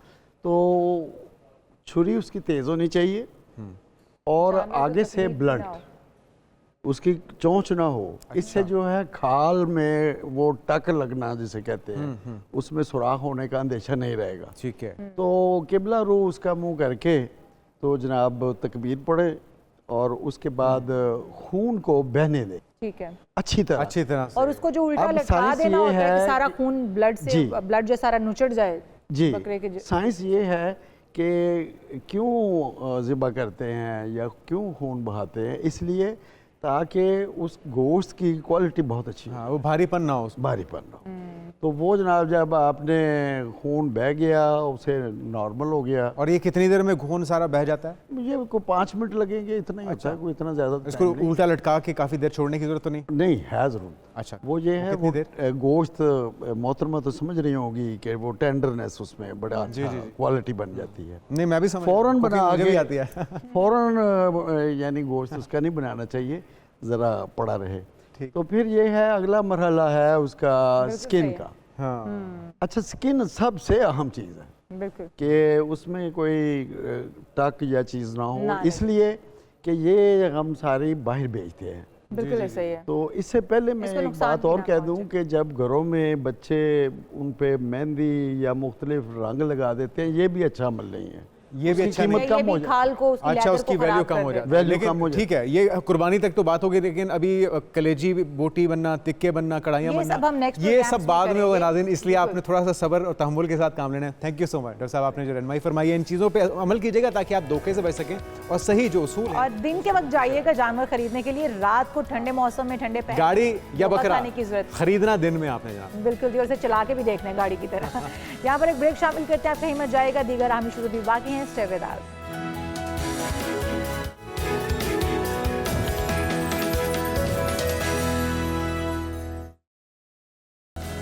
प्रोग्राम में एक बार फिर से आपको खुश आमदीद कहते हैं और बात करते हैं आलू की, जिसका आज पाकिस्तान समेत दुनिया भर में आलमी दिन मनाया जा रहा है। आलू का दिन मनाने का मकसद ये है कि गुर्बत और भूख से निमटने के लिए इस फसल की अहमियत और माहौलियाती खतरात से ज़रिए जुनास को जो दरपेश खतरात हैं उनको उजागर किया जा सके। आलू की पैदावार तो वैसे ही पाकिस्तान में बहुत ज़्यादा है अल्हम्दुलिल्लाह। और वैसे तो अमूमी तौर पर हम देखते हैं तो डाइटिशियन होते हैं, जो न्यूट्रिशनिस्ट होते हैं, वो बहुत डराते हैं, लेकिन शायद ही कोई ऐसा बच्चा होगा, कोई ऐसा जवान होगा, कोई ऐसा बुजुर्ग होगा जिसे आलू या आलू से बनी हुई डिशेस पसंद नहीं होंगी। तो इसकी अफादियत के हवाले से बात करने के लिए हकीम हसीब अहमद साहब आज हमारे साथ मौजूद हैं। हकीम साहब को वेलकम कहेंगे पाकिस्तान मॉर्निंग में। तो यकीनी तौर पे अल्लाह ताला की नेमत है, पाकिस्तान में वाफिर मिकदार में मौजूद है। फ़ायदे नुकसान कितने हैं, ज़रा रोशनी डालिएगा। देखिए, अगर हम इसकी न्यूट्रिशनल वैल्यू के ऊपर बात करते हैं, अगर हम स्टेपल फूड की बात करें, दुनिया के अंदर सबसे ज़्यादा हमारे पे 3rd नंबर के ऊपर आता है। पहले हमारे पास गंदम है, फिर हमारे पास चावल पूरी दुनिया के अंदर खाया जाता है, 3rd नंबर पे पोटैटो जो है वो हमारे पास आ रहा है। ठीक है, अभी 2023 के अंदर ही जो है इसकी अफादियत को जानते हुए world potato day celebrate on 30th मई अभी इसको डिक्लेयर किया गया। ठीक है, जब हम इसकी न्यूट्रिशनल वैल्यू को चेक करते हैं, अबाउट एक जो हमारे पास मीडियम साइज़ पोटैटो है 150 ग्राम, उसके अंदर 110 कैलोरीज होती हैं। ठीक है, लेकिन क्योंकि इसके अंदर हमारे पास वाटर हाइड्रेशन बहुत ज़्यादा है, इसी तरह that is the rich source of vitamin B, vitamin C, इसके अंदर फाइबर काफ़ी मिकदार के अंदर ज़्यादा है। अच्छा, तो ये आपने साइज़ के हिसाब से बताया, जैसे ही बड़ा साइज़ होगा उसकी न्यूट्रिशन वैल्यू कम हो जाएगी? नहीं, जितना साइज़ ज़्यादा होगा, मैथ ज़्यादा होगा, ऑब्वियसली उसकी जो न्यूट्रिशनल वैल्यू है वो इंक्रीज़ होती चली जाएगी। कम साइज़ के अंदर हमारे पास कैलोरीज कम है, साइज़ इंक्रीज़ होगा तो ऑटोमेटिकली जो कैलोरीज वैल्यू है। लेकिन अगर हम छोटे छोटे आलू 1 किलो खा लें तो इसका मतलब हमें न्यूट्रिशन कम मिले या फिर हम बड़ा वाला? That is depending on the maths के ऊपर डिपेंड करता है। हमने कहा 150 ग्राम पोटैटो के अंदर अबाउट 110 कैलोरीज इसके अंदर। ठीक है। अच्छा डॉक्टर साहब, हमने देखा कि जितने भी बड़ी बड़ी कंपनीज़ हैं वो पाकिस्तान से भी इंपोर्ट करती हैं, बल्कि अब तो इतने ज़्यादा उन्हें वुसअत दे दी है कि ख़ुद भी फार्मिंग कर रहे हैं और उगाए जा रहे हैं। मैं बात कर रहा हूँ मैकडॉनल्ड्स की, उनके फ्राइज़ अपने वो यूज़ करने के लिए अपनी उन्होंने फार्मिंग शुरू कर दी है। तो क्या ख़ास मिट्टी और उसके ऊपर इस्तेमाल होने वाला ख़ास जो पानी है वो उसकी अफादियत और उसके टेस्ट के अंदर कोई तब्दीली रहनुमा करता है? जो ये फार्मिंग तक बात अब आ गई है, इसके पीछे क्या बैकग्राउंड है? एक्चुअली देखिए, जो एग्रीकल्चर है वो डिपेंड ही हमारे इस चीज़ के ऊपर करता है कि हर जो हमारे पास क्रॉप है वो एक स्पेसिफिक एरिया के अंदर ग्रो करती है। जस्ट लाइक हमने कहा कि जो हमारा जो ये हाफजाबाद और ये सरगोदा वाली पट्टी है, इस गुजरांवाला, इस एरिया के अंदर हमारे पास राइस काफ़ी मिकदार के अंदर होता है। रीज़न इज़ दैट कि वहाँ पे हमारे पास वाटर लेवल ज़्यादा है, चावल को उगने के लिए काफ़ी मिकदार के अंदर पानी चाहिए। इसी तरह जो हमारा जो साउदर्न पंजाब है उस एरिया के अंदर हमारे पास मैंगो रिच क्वान्टिटी के अंदर मौजूद हैं, ठीक है, क्योंकि मैंगो का सीज़न भी है। और हर इलाके के जो हमारे पास जो पहाड़ी इलाके हैं वहाँ पे हमारे पास जो है वो पोटैटो जो है वो काफ़ी ज़्यादा, क्योंकि वो चश्मों का पानी आ रहा है, तो उसकी अफादियत इससे वाकई बढ़ जाती है। बिल्कुल बढ़ जाती है। इसी तरह हमने कहा कि जिस तरह का हम उसको, जिस तरह हम हैं, हमें ग्रोथ के लिए न्यूट्रिशन चाहिए, same like that is for the crop. जितनी अच्छी न्यूट्रिशन वैल्यू हम क्रॉप को देंगे उतनी ही अच्छी प्रोडक्शन जब हमारे जितनी अच्छी ज़मीन होगी उतनी अच्छी, जितनी अच्छी ज़मीन, उसके अंदर उसकी न्यूट्रिशनल वैल्यू, उसके अलावा उसकी एरिएशन, उसको हल कितना चलाया गया है, उसके अंदर ऑक्सीजन कितनी अवेलेबल है। हकीम साहब, आलू के हमने फ़वाइद वैसे तो बहुत सारे देख लिए, आपने कहा विटामिन बी है, 3 है, इसके अंदर बहुत ज़्यादा आपको डिफरेंट चीज़ें मिलती हैं, न्यूट्रिशन से भरपूर है, ये ग़िज़ाइयत से भरपूर है। लेकिन अगर हम इसकी खूबसूरती के हवाले से इसको इस्तेमाल करना चाहें तो ख़वातीन बहुत सारी जो आँखों के गिर्द हल्के बढ़ जाते हैं उसके लिए इस्तेमाल करती हैं, या स्किन के ऊपर जो ब्लैक स्पॉट्स पड़ जाते हैं उनको ख़त्म करने के लिए इस्तेमाल करते हैं। तो खूबसूरती में ये अपना क्या रोल प्ले करते हैं आलू? अगर थोड़ा सा घर में किचन में क्योंकि मौजूद होते हैं तो ख़वातीन के लिए ईजी, बल्कि हिकमत के लिए भी इसे इस्तेमाल किया जाता है। किसी की स्किन अगर जल जाए तो फौरी तौर पर कुचल के लगाएं तो वो आपका निशान नहीं होता और वो रिलीफ आपको मिलता है। तो पहले खूबसूरती के लिए हमें बता दें फिर क्या करना। मैं ज़रूर इंशाल्लाह। देखिए, हमारे पास जो स्किन है सबकी एक जैसी स्किन नहीं है। Some the dry skin, oily skin, किसी को एक्नी है, तो हमारे पास जो न्यूट्रिशनल वैल्यू अगर इसको समझ के इस्तेमाल करेंगे बड़ा अच्छा फ़ायदा हो जाएगा। जिस तरह मैंने आपको बताया, क्योंकि इसके अंदर हमारे पास हाइड्रेशन पानी काफ़ी ज़्यादा है। इसके अलावा अगर हम इसके देख सकते विटामिन बी है, विटामिन सी है, इसके अलावा इसके अंदर विटामिन B6, B9 पाया जाता है, इसके अंदर फोलेट पाया जाता है, इसके अंदर बहुत सारे एंजाइम्स भी हैं। जस्ट लाइक इसके अंदर जो है ना जी, कोलेस के नाम से एक एंजाइम पाया जाता है जो कि पिगमेंटेशन को, हाइपो पिगमेंटेशन करता है। अगर हम स्किन को देखते हैं, हमारे पास जो आउटर लेयर है दैट इज़ एपिडर्मिस, फिर हमारे पास डर्मिस है। इसी तरह हम स्किन का जो कलर चेक करते हैं, ऐसे लोग जिनके अंदर जो डार्कनेस ज़्यादा है that is due to the pigment that is called melanin. अब ये जो हमारे पास जो आलू है इसके अंदर इस एंजाइम की वजह से, कैटकोल की वजह से ये हाइपो पिगमेंटेशन काज करता है। तो हमारा ट्रेंड है वाइटनिंग क्रीम्स का, तो सिर्फ आलू का सिर्फ उसके स्लाइसिस को अप्लाई करने से या फिर जो पोटैटो जूस है उसको अप्लाई करने say that is a big result on the whitening के लिए बड़ा अच्छा रहता है। हाइपर पिगमेंटेशन काज करेगा। जब मेलानिन की क्वांटिटी कम हो जाएगी तो ऑटोमेटिकली ये वाइटनिंग है। आलू का पानी होता है, उसके भी कोई फ़वाइद है? आलू का पानी निकालने का तरीका यही है जी कि आपने जो उसकी जो स्किन है उसे आपने पील आउट कर लेना है। उसके बाद आप उसे कद्दूकश कर लें, ग्रेटर के अंदर डाल क्रश करके उसे मलमल के कपड़े के अंदर आप उसे निचोड़ेंगे तो उसका दैट इज कॉल्ड पोटैटो। अच्छा, जो मीठे आलू होते हैं वो जारी बात है नापसंद किए जाते हैं, ये आलू मीठा कैसे हो जाता है और उससे फिर पहचान उसकी कैसे हो गई? नहीं, that depend upon the quantity. इसका हमने कहा क्योंकि हम इसका स्टार्च है, स्टार्च भी स्टार्च हमारे पास कंपाउंड है जो हमारे पास बना होता है ग्लूकोज से। Many glucose combine in a chain that make a starch, ठीक है। तो हम क्योंकि इसके अंदर हमारे पास ग्लूकोज काफ़ी वाफिर मिकदार के अंदर मौजूद है तो इस वजह से इसके अंदर मिठास है। ऐसा आलू जिसके मिठास, एक वो मीठा आलू होता है जो कि वैसे ही पकाने में उसके टेस्ट में वाज़ेह फर्क होता है, जो पुराना हो जाता है, जो फ्रेश आता है हमारे पास। कितने अरसे के बाद ये मीठा हो जाता है? 5 to 6 मंथ जो हमारे पास फ्रेश जो हमारे पास जो क्रॉप आ रही होती है, फसल आ रही होती है, वो हमारे पास अच्छा है। अच्छा, एक तो स्वीट पोटैटो शकरकंदी को भी कहा जाता है, वो भी पोटैटो की फैमिली में ही आता है, लेकिन उसकी भी बहुत ग़िज़ाइयत और अफादियत है। गो कि हम उसको डिफरेंट फॉर्म में खा सकते हैं, बॉयल करके, क्योंकि वो मीठा बहुत होता है तो हांडिया तो उसकी पक नहीं सकती है। तो ये दोनों बहन भाई हैं, दोनों भाई हैं, इन दोनों का आपस में फैमिली, जिस तरह हम कहते हैं, अगर हम इसको साइंस को पढ़ते हैं, हमारे पास डिवीजन्स काफ़ी सारी होती हैं, kingdom, phylum, class, order, family, genus, species. जिस तरह हमने कहा हम ह्यूमन बीइंग्स हैं, we belong to the species that is a sapiens, और हमारी जो हमारे पास जो है स्पीशीज हमारी ये है, जेनस हमारा होमो है। इसी तरह अगर हम इसका नेम चेक करते हैं, सोलेनम टुब्रेसम, जो आलू है उसे हम सोलेनम टुब्रेसम कहते हैं, इसे ज़ूलॉजी की लैंग्वेज के अंदर साइंटिफिक। इसी तरह ये जो हमारे पास ये भी उसी जो शकरकंदी है, sweet potato, that belong to same family. तो इनकी जो न्यूट्रिशन वैल्यू हैं, जितने भी हमारे पास ये जो अंडरग्राउंड जो हमारे पास स्टेम्स आती हैं या अंडरग्राउंड रूट्स आते हैं, ज़्यादातर ये हमारे पास विंटर के अंदर आते हैं। ठीक है, अल्लाह का निज़ाम है कि हमारे पास जिसमें सर्दी के अंदर है वो ज़मीन के अंदर पाई जाती हैं। यू कैन चेक, हमारे पास जो गाजर आ रही है again that is in the winter के अंदर आ रही है, ये भी हमारे पास इनकी न्यूट्रिशन वैल्यू काफ़ी अच्छी है। अमूमी राय ये है कि आलू खाने से इंसान मोटा होता है, क्या ये मिथ है या ये हकीकत है? और अगर ऐसा ही है तो क्या इससे बचा जा सकता है? उसकी स्टार्च निकाल के उसको बॉयल थोड़ा सा कर लें पोटैटो? नहीं, देखिए क्योंकि जब हम इसकी न्यूट्रिशनल वैल्यू को चेक करते हैं, क्योंकि इसमें starch, that is rich source of starch, ठीक है। और ये हमारे पास शुगर है और शुगर ऑटोमेटिक मोटा करता है, ये मोटा करता है। जो भी हम ऑयली चीज़ें खाते हैं या फिर हम कार्बोहाइड्रेट्स, कार्ब्स है ना बेसिकली इसके अंदर, लेकिन चूंकि इसके अंदर हमारे पास फाइबर भी मौजूद है। एक हमारे पास one is called good carb and second bad carb. ठीक है। Bad carb is that is the sugar, जिस तरह हमारे पास चीनी है, दैट इज द आर्टिफिशियल, उसके अंदर कोई फाइबर नहीं है, that is the bad carb. और गुड कार्ब वो होता है जिसका हमारे पास, हमने कहा कि उसके अंदर फाइबर भी मौजूद हो, that is called good carb. जितनी भी आपके जो फ्रूट्स हैं, वेजिटेबल हैं, वो हमारे सारे के सारे जो हैं वो हमारे गुड कार्ब्स के अंदर काउंट होते हैं। लेकिन कुछ फ्रूट्स ऐसे हैं जिनका ग्लाइसेमिक इंडेक्स जो है वो ज़्यादा है, ठीक है। जैसा शुगर जो है उसका ग्लाइसेमिक इंडेक्स 100 है।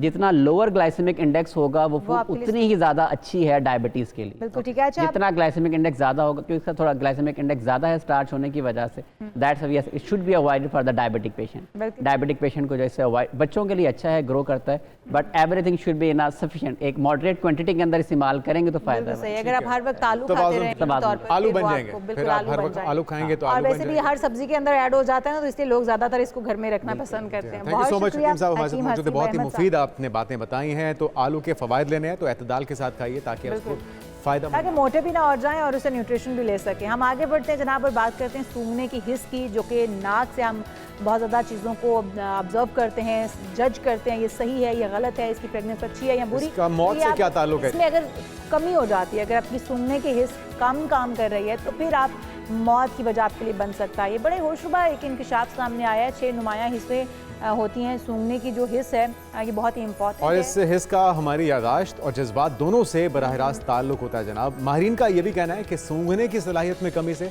दिमागी बीमारी डिमेंशिया का खतरा बढ़ जाता है, जो बिगड़ने के बाद इंसान को मौत की जानिब भी ले जा सकता है। अच्छा, लोग जो है वो बिहेवियर भी सूंघ लेते हैं, आपको पता है, दूसरे को, सामने वाले को देख के ऐसा उन्हें स्मेल आ जाती है कि इसका एटीट्यूड, बिहेवियर ठीक नहीं है। आपको पता है ये सूंघने की हिस्से इतना काम करती है। हाँ, सूंघने वाले आपको पता है कि खोजी डॉग्स भी होते हैं हमारे आर्मी के पास, पुलिस के पास, वो भी सूंघ के पहुंच जाते हैं। बिल्कुल ऐसे। तो जो सूंघने की हिस्सा जी, ये बड़ी ही इंपॉर्टेंट है और इसकी वजह से अगर आपकी ये कमज़ोर हो गई है ना, तो आपको डायमेंशिया होने के भी खतरात हैं, जो कि आपको आपकी यादाश्त पर भी असरअंदाज होते हैं।